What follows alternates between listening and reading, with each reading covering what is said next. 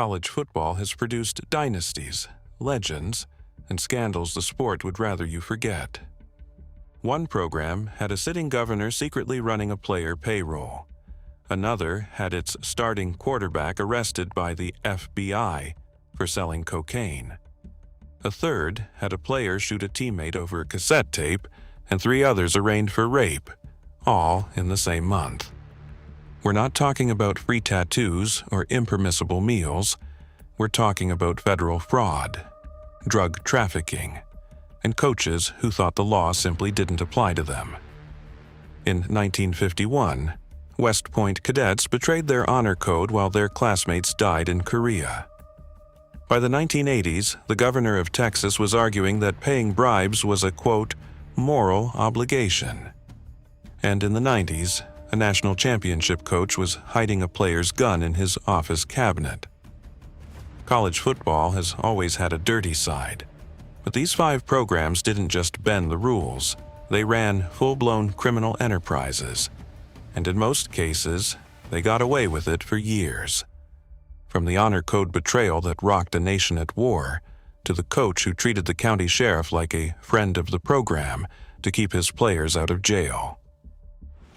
Today, we're looking at the 5 times college football stopped pretending, the 5 programs that decided the law didn't apply to them.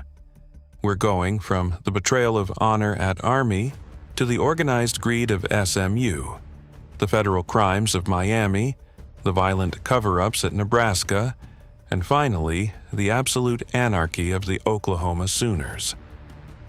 We're starting at a place you'd never expect, the United States Military Academy.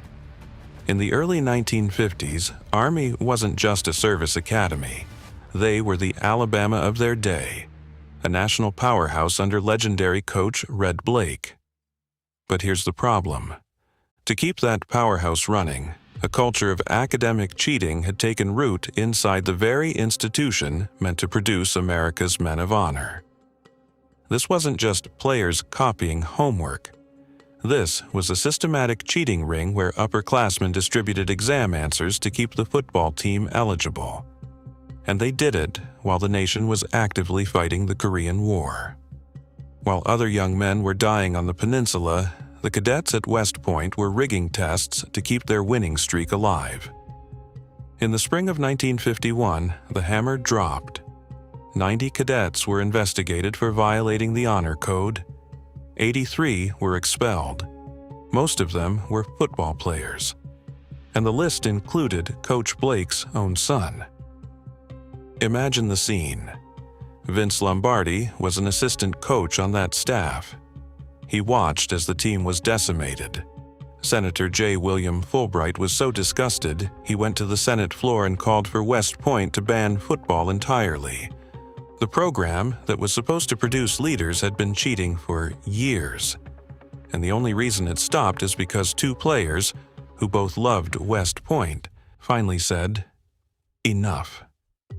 Army football never fully recovered, and they haven't been anything close to a national football power since. SMU is possibly the most famous corrupt football program in history.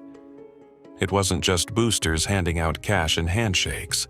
This was a payroll operation authorized by literally the highest levels of government. Bill Clements wasn't just the chairman of the SMU board. He was the sitting governor of Texas, and he was secretly running a payroll operation out of a college football program. 13 players were paid over $60,000 from a booster slush fund. When the university president tried to stop it, Governor Clements told him, and these are his actual words, "You stay out of it. Go run the university." He personally argued they had a moral obligation to keep paying the players illegal bribes because they had promised to do so. Think about that. The governor of Texas believed the only moral choice was to continue a criminal conspiracy. The NCAA eventually caught them and sanctioned them. Surprisingly, or maybe not surprisingly, SMU kept paying anyway. On February 25, 1987, NCAA Director of Enforcement David Burst announced the, quote, death penalty. Reports later claimed that Burst nearly fainted. The shock was that real. The death penalty wasn't just a suspension or a fine. The NCAA eliminated SMU's entire 1987 football season. No games, no practices, no program. It was the nuclear option, the first and only time the NCAA has ever shut down a major college football program entirely. SMU chose to cancel 1988 as well, deciding the roster was too depleted to field a competitive team. When they finally came back in 1989, they went 2-9. It took nearly 4 decades for SMU to return to national relevance, finally reaching the college football playoff in 2024.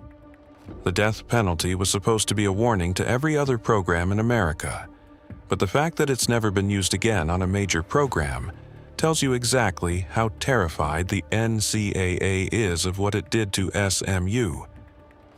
Most programs have one scandal. Miami had 3, spanning across 3 separate decades, involving 3 entirely different criminal operations. First, you had the late 80s. Luther Campbell, the rap mogul from 2 Live Crew, was allegedly paying players cash bounties. $50 for a fumble recovery, $200 for an interception. It was quite literally pay for play. But then came the 90s. And this is where it turned into a federal crime. Between 1989 and 1994, academic advisor Tony Russell helped 57 football players steal over $220,000 in federal Pell Grants. This wasn't just an NCAA violation. This was theft. Federal officials described it as the largest centralized Pell Grant fraud ever committed. And just when you thought it was over, the 2000s hit. Nevin Shapiro, a man running a $930 million Ponzi scheme, funneled millions in illegal benefits to over 100 Miami athletes. Things like yacht parties and large amounts of cash. And get this, he even admitted to paying for an abortion for a player. After a 2.5-year investigation, one of the largest in NCAA history, the punishment was 9 lost scholarships spread over 3 seasons and 3 years of probation. No bowl ban, no death penalty, not even close. To put that in perspective, the NCAA investigated 18 allegations with 79 separate issues, conducted 118 interviews, and concluded that Miami lacked institutional control for an entire decade. The penalty was roughly equivalent to a parking ticket. 3 decades, 3 criminal operations, 0 death penalties. The NCAA looked at Miami 3 times, and each time blinked. But corruption in college football wasn't always about money, fraud, or boosters. Sometimes the most disturbing scandals weren't illegal benefits. They were what programs were willing to tolerate, as long as they kept winning. Number 2. Nebraska. This might be the hardest one to hear, because for decades Nebraska was the gold standard of integrity. Many referred to Tom Osborne as the saint of college football. But in the mid-90s, it appeared this was a program that prioritized winning over accountability, and at the same time, covering up a violent reality. We have to talk about Lawrence Phillips. In 1995, Phillips dragged his ex-girlfriend, Kate McEwen, down 3 flights of stairs by her hair and smashed her head into a mailbox. McEwen wasn't just a student. She was a player on the Nebraska women's basketball team. Osborne suspended Phillips for 6 games. 6. Then he brought him back to start in the Fiesta Bowl, where Phillips rushed for 165 yards and 2 touchdowns to win a national title. McEwen was forced off campus. The abuser got a ring. She got nothing. And it wasn't just Phillips. Riley Washington played while facing attempted murder charges. Christian Peter had multiple assault charges against women. But here is the most disturbing detail. At one point, Osborne and a member of his staff actually took possession of a player's handgun. The weapon was reportedly secured inside football offices, rather than immediately turned over to authorities. The NCAA never came. There was no investigation into how Nebraska handled Phillips, Washington, or Peter. No inquiry into the gun locked in the football office. No sanctions, no probation, no loss of scholarships, nothing. A CBS reporter asked Osborne at a press conference if he would have reinstated Phillips had the player done that to a member of his own family. Osborne turned red, refused to answer, and walked him out into the hallway. That was the closest thing to accountability Nebraska ever faced. They weren't just coaching a team, they were managing a crisis unit. Yes, Osborne won his rings. But to critics, Nebraska's dynasty raised an uncomfortable question. Just how much was winning worth? Nebraska was a cover-up. SMU was a payroll. But under Barry Switzer in the 1980s, the Oklahoma Sooners operated like a sovereign state with its own laws. On January 13, 1989, a player named Jerry Parks got into an argument with his teammate Zarek Peters over a borrowed cassette tape. Parks left, came back with a gun, and shot Peters in the chest inside the athletic dormitory. Peters nearly died. Parks pled no contest to a felony and served a few months in jail. 4 weeks later, 3 Oklahoma players were arraigned for the gang rape of a woman inside that same dorm. And just 3 days after that, the quarterback who had just led Oklahoma to a 9-3 season, Charles Thompson, was arrested by undercover FBI agents. Thompson pled guilty to conspiracy to distribute 17 grams of cocaine to a federal agent. The transaction was videotaped. That image, Charles Thompson in handcuffs and an orange prison jumpsuit, made the cover of Sports Illustrated. It became the defining image of everything wrong with college football. Brian Bosworth had already written about the cocaine use, the steroids, and the guns inside the facility in his autobiography. People called him a liar. Then 1989 happened, and every word checked out. But here's the most damning part. Switzer didn't just ignore it. He managed it.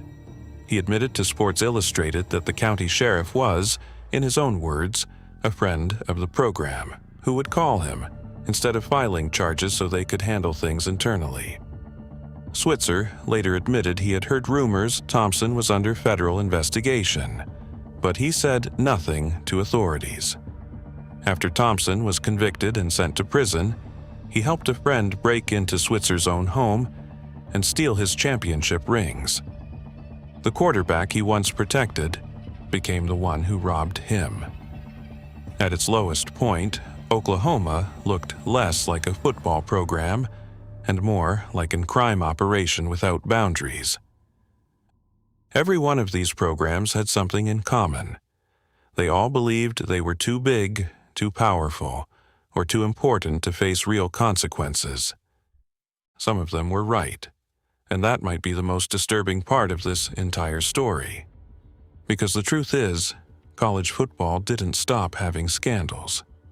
It just got better at hiding them. And next time, we're looking at the ones still hiding in plain sight.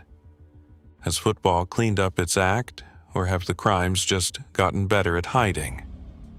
Let me know in the comments, and if you want more college football history like this, subscribe. I'll see you in the next one.